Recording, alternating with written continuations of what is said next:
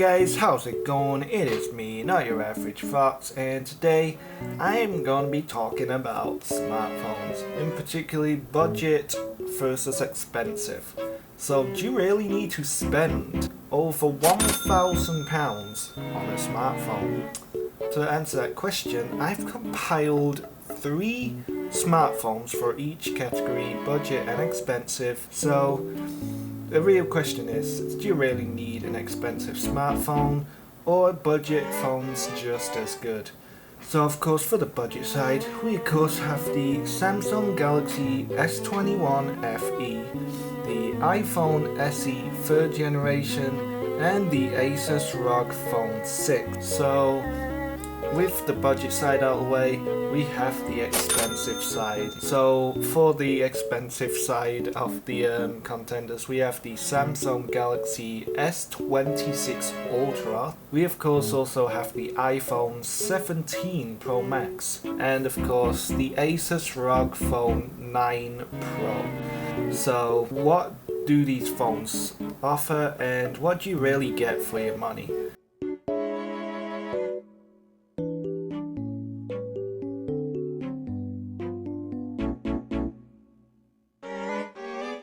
Let's start off with the price, of course. So budget phones, of course, range from around £150 to £400, and flagships will cost you anywhere from £1,000 to £1,400, and probably more, depending on, especially if you go for the 1TB or 2TB iPhones, whatever they have now.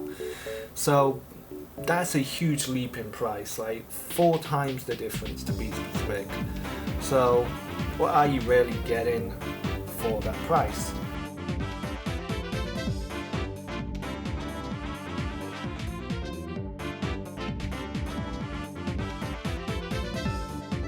Well, in terms of performance and gaming, let's start off with the budget phones. You get with the S21 FE, you of course basically get a decent phone. I mean, it's still fast, handles most games, and is still being supported by Samsung with updates and stuff like that.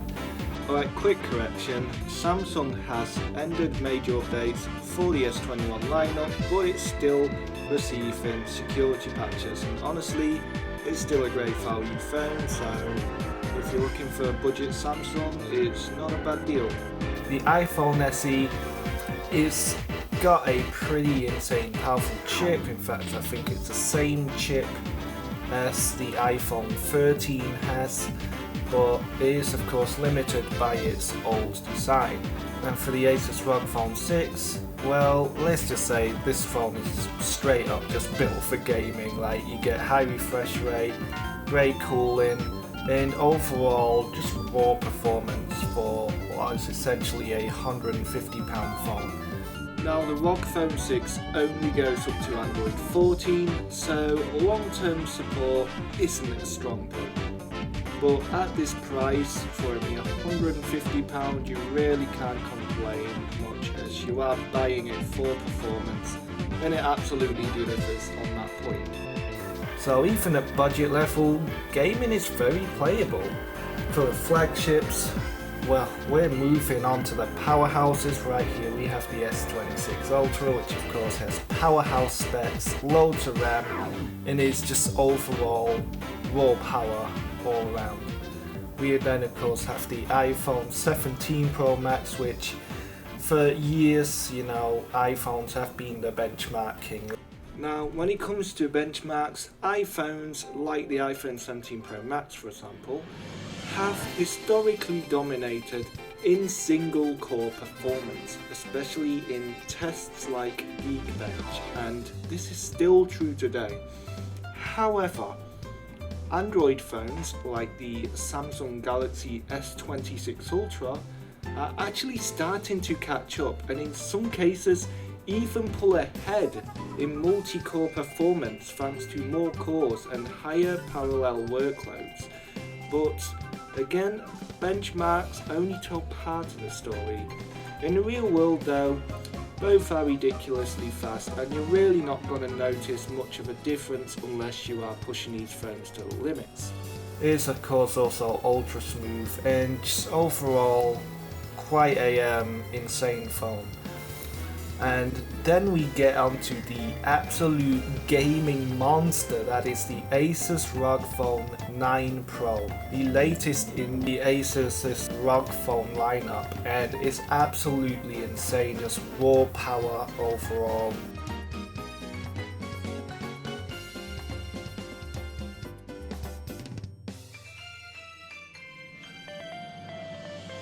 Moving on to the differences. So of course, this is where the gaming phones stand out.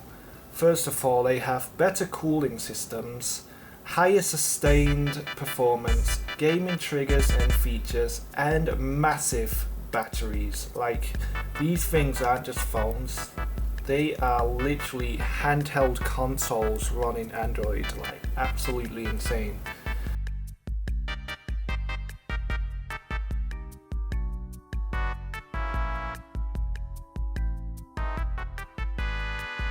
The camera comparison, this is where the gaming phones don't dominate, unfortunately. So if you are the type of person who cares about how good the camera is, I would highly not recommend getting a gaming phone for this.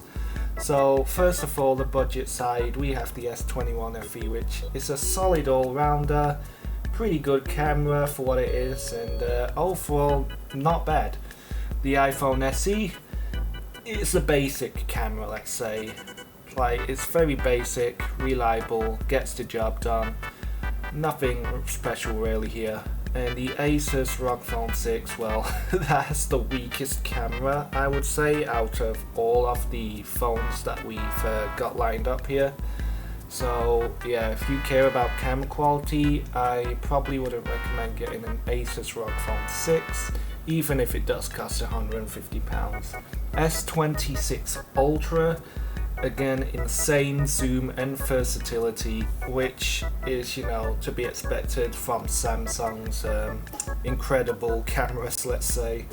iPhone 17 Pro Max, of course, naturally, you know, has the best like video recordings and just overall consistency, as you know, iPhones have kind of always been known, or I should say Apple has been known to brag about their cameras a lot.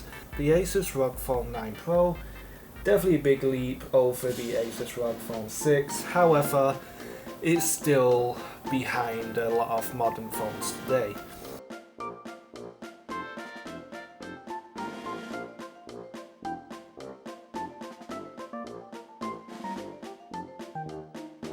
Battery and daily use for budget phones, I'd say they're good enough for like a day.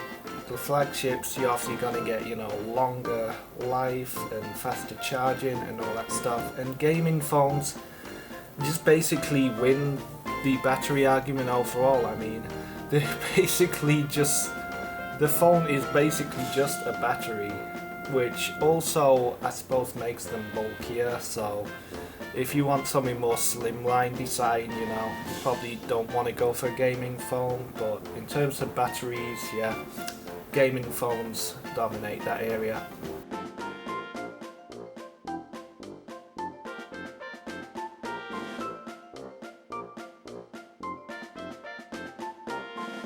The design and feel of them. Budget phones, of course, have less premium materials and simpler designs, which is to be expected, as with budget phones, obviously they need to cut certain corners to be able to sell their phones at a lower price and still make a profit.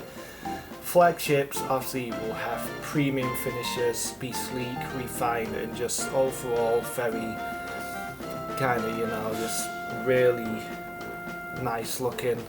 And the gaming phones, well, let's say they are not subtle at all, like, especially if we're talking ASUS ROG phones, like, they are so not subtle. They are basically just the epitome of, you know, like, yeah, I'm stereotypical game. Like, it has RGB lights everywhere, it's got the aggressive design, and they're just overall very suited more towards the people that want a gamery design rather than, you know, just a sleek, like, plain look.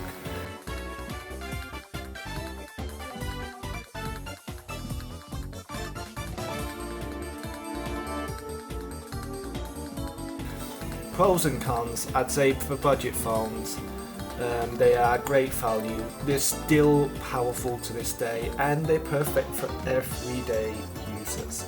The cons, they have weaker cameras, shorter lifespan, and fewer premium features. As for the flagships, of course, they do have the best cameras and just overall long-term reliability. However, they can be very expensive, and you should also expect diminishing returns, as flagship phones tend to also diminish over time in value when, you know, they bring out a new flagship phone to beat that flagship. As for gaming phones, they're obviously gonna be best for gaming, huge battery, you know, so better battery life and stuff like that. They also have, you know, unique features that other phones typically don't have. However, the cameras do lag behind by a lot. The designs are definitely a lot bulkier, and I'd say they're definitely not for everyone.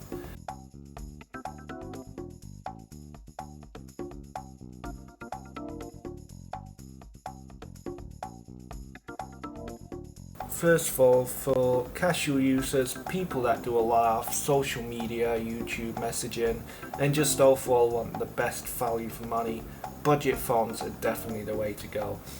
For the power users, content creators, and people who prefer to keep phones like long-term, flagships, you're pretty much set for life. And yeah, for mobile gamers, performance enthusiasts, and people who overall just prioritize gaming over everything else, you probably want to get a gaming phone for that. But here's the truth. Budget phones are better than ever, and flagship phones, well, they are better. They aren't 4 times better, like as the price would suggest. And for gaming phones, well, they are unbeatable at one thing. So no, you don't need to spend £1,000 on a phone unless you know exactly why you're spending it. Like, if there is a specific purpose that you need to fulfill, you know, on your phone, and you need a really powerful phone to do it, then sure, go ahead, spend £1,000, maybe more, on a phone. But for most people, I think most people would just be perfectly fine with just a budget phone. So if you had to choose between a budget, flagship, or gaming phone, which one would you pick? Let me know down in the comments.